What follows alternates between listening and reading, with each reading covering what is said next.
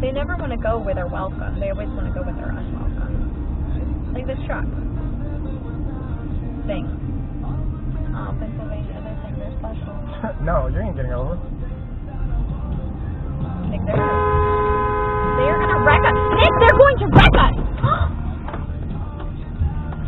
You did that on purpose.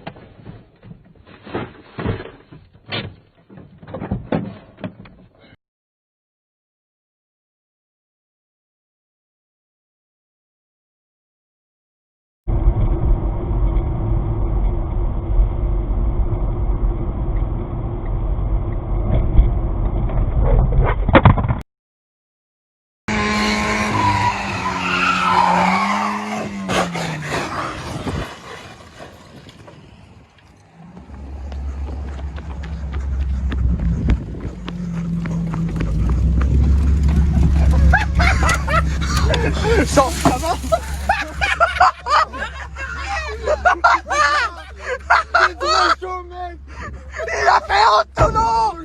Il a fait honte, non!